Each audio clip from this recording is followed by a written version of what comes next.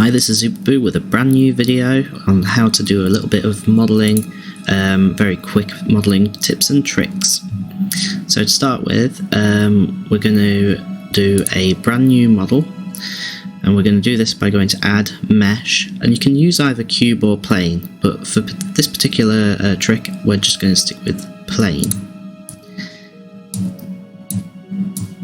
And as you can see, the plane is just a flat object, and it only has 4 vertices when we go in edit mode. Now, in order to do this trick, which will speed up your modelling process tremendously, we only actually need 1 vertices. So we're going to hold shift and click on 1 vertices after selecting all of them with A first, and then we're going to press X and delete when it gives us the option of what we'd like to delete. Select vertices, and then all but one's gone. But we can't really work with this vertices all the way over here. It needs to be where this orange dot is, and you'll see why soon. So with it selected, we want to go to object mode and then select object. Then we want to set origin, and rather than setting the origin, we want to move the geometry to the origin, which is the orange dot. So click geometry to origin, and then the vertices is where we want it to be. So we're going to just do a little makeshift frill on this this dinosaur that we worked on last time. So in object mode, I'm just going to move this to the back of the head so that we can work with it properly, and go back to edit mode. And this is where the fun really starts. So before I start doing the actual model, I'm going to explain the process a little bit. It works best if you have a piece of concept art imported into Blender, and I'll show you how to do that. We already have the artwork here, but we'll just import another object. So you go to object, then you go all the way to where it says you go to add image, then reference. Now you probably won't see anything up here at the moment because I don't think it shows what I work on. And then I'm going to select a piece of random artwork. It's a random piece of artwork, and as you can see, this piece of artwork, it just appeared exactly in the way I was facing, which is not what we want. So what I advise you do is click X or Y, or preferably X or Y. You don't really want to work on the Z plane like this, so that you have it facing directly. So now we'll just delete this. We go to add image reference, and then I'll select the same image, and there it is. It's there. We can use it, we can stretch it, and all kinds of fun things. And it's perfectly flat as well, so we can work with it a lot easier. So when you have these images in place, you can actually trace over them. Now, don't be discouraged by tracing. Tracing will actually speed up your process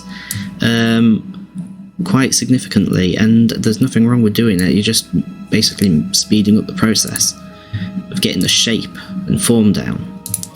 So anyway, we'll select our vertices, and normally I would be tracing over the model, but because the artwork is in a 3/4 pose, it's not ideal for tracing.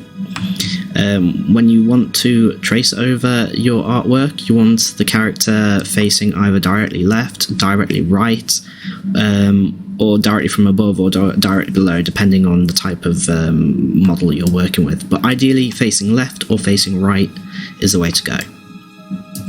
So I have the vertices selected. Now we're going to actually show you the trick that I was on about. You want to go to Modifier, Properties, Add Modifier, then select Skin Modifier. Now what this does is it applies a mesh around the vertices. So if we go into edit mode, you can see that there are no vertices showing up other than the one that we started with.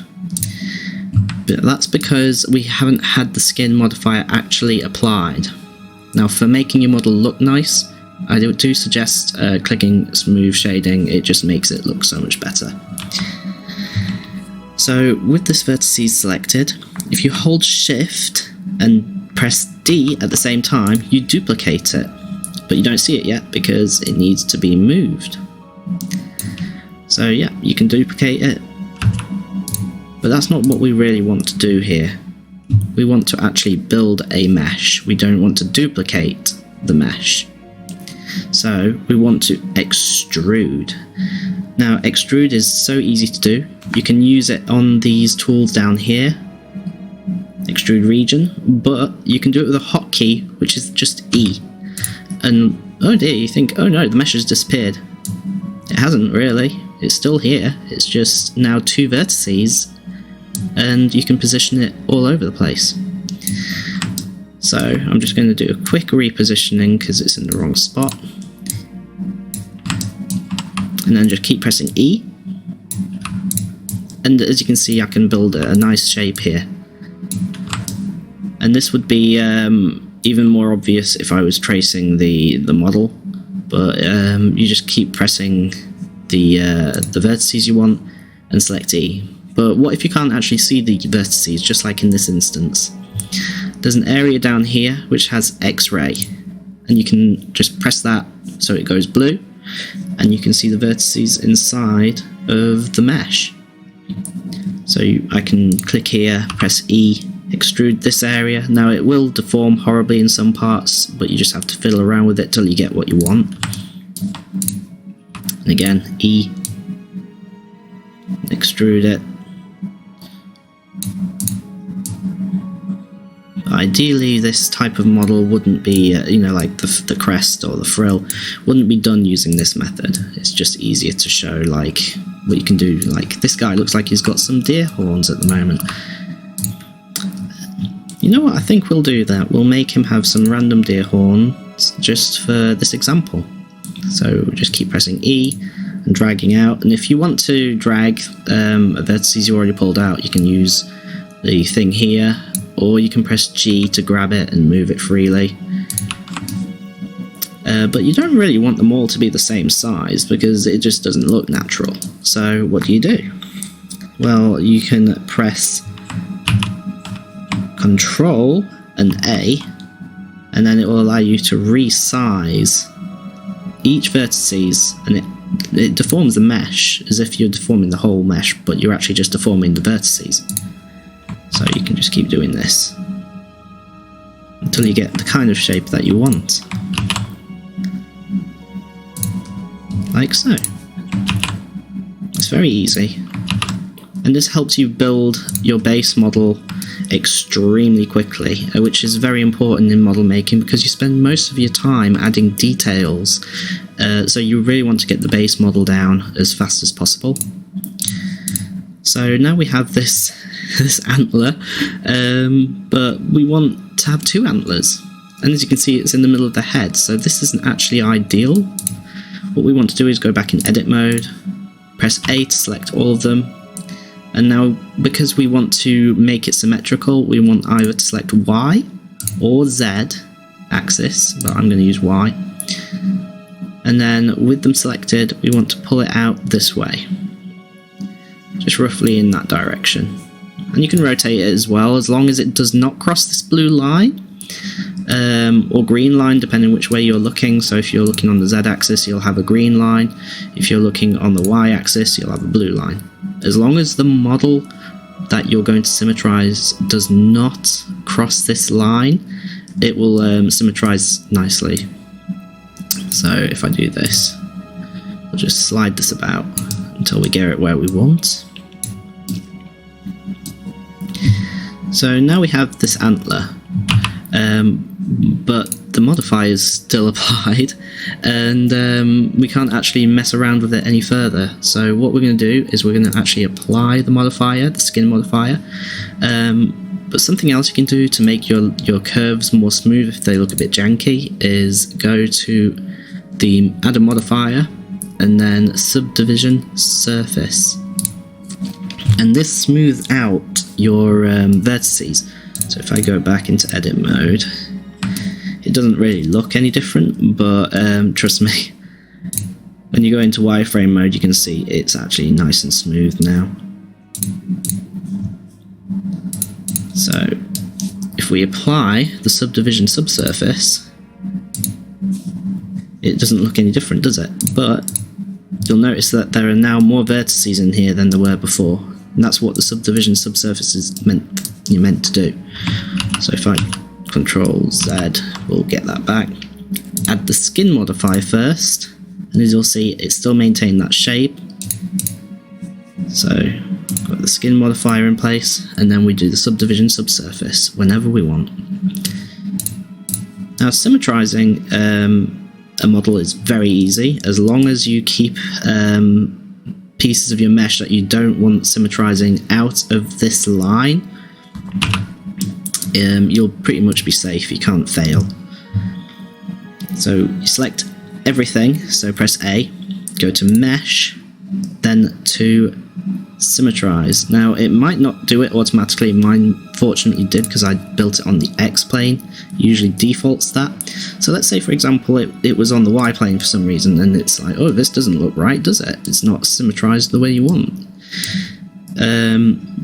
So if you're looking at the Y and you put the antler, let's say on the negative X, you want to select the negative X to plus X, and that way you're symmetrizing what you've made on this side to this side. And it's the same way if you do it on the Y. If you built it on the negative Y, you want to make sure you select negative Y to positive Y, and vice versa. So if you build it on the positive Y, you want to select positive to negative.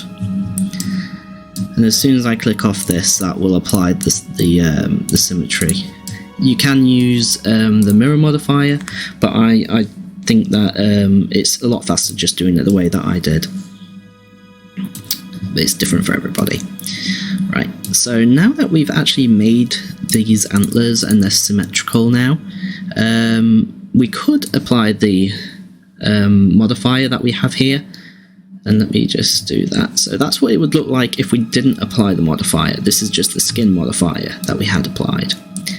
If we want to add lots of detail really quickly, you want to do it whilst the subdivision subsurface modifier is still active, because as soon as you add it, you will have a lot of faces. I'll show you. So this has added more faces to make it more smooth, and it becomes a little bit more difficult to add details because you've got all these extra faces and vertices to work with. Whereas if I Control Z, we see we have a lot less here. So it's a lot easier to work with. This is how I do my seam lines very quickly, is I just hold Shift on the one vertices, and then I go all the way to where I want it to go, click select linked, and then shortest path, and then edge, mark seam. And that's marked a seam. Now I'll show you what happens, how it looks when I apply this. It will automatically accommodate the seam line I put down, and it's saved time already by having, you know, me select fewer vertices. It's just a lot easier to work with like this. So Control Z will go back. So for example, if I select this face select with subdivision subsurface still active, if I do this and click extrude, it will, you know, create more mesh. And the benefit of this, though, I can resize it still. The benefit of this, however, is it's automatically applying the subdivision subsurface to the model whilst I'm still building it, so it makes the building process a lot faster. So you can do all sorts with this.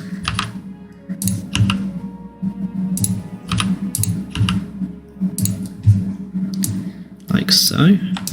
So I can add all these nice curves and really refine the mesh without having to modify a lot of vertices, because doing that is extremely time consuming, and it delays the process of adding even more details later in the model's production, which we don't want to do, because when you want to do animations or make characters for video game purposes, etc., you want to be able to get your base model done as fast as possible so that you can work on the other things which take an incredible amount of time.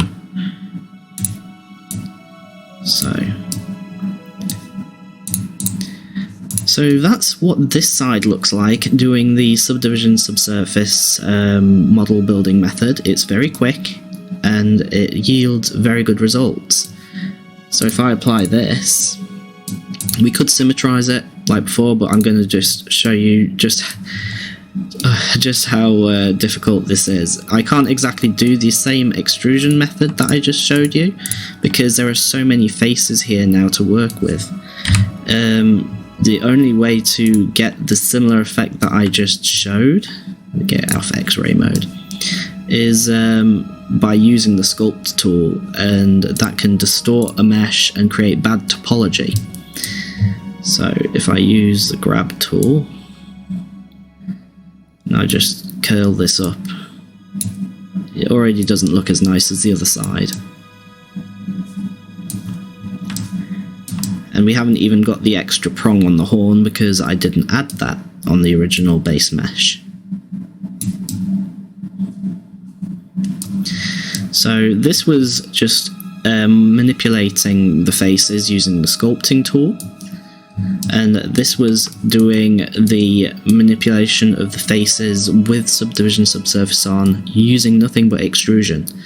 And in my opinion, it looks a lot smoother and the topology is a lot better. Now topology is very important when making your models for animation, because you want to make sure each face flows naturally, so that when you do weight painting and so on, you don't have any distorted faces or distorted areas where the mesh would look like it's ripping apart.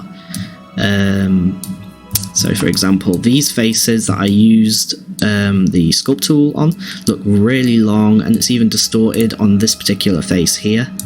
If I were to animate these antlers for some reason, the mesh hit on this part of the model would distort horribly, whereas on here, because it's got slightly better topology, it would look a lot better. It would be a lot smoother and have fewer distortions. So if I select A, mesh, symmetrize, we have now got the symmetrical model. So that's the fastest way, in my opinion, to make your base model and to enhance it by using subdivision subsurface. I mean, you can do it as many times as you want really, but you don't want to add too many faces.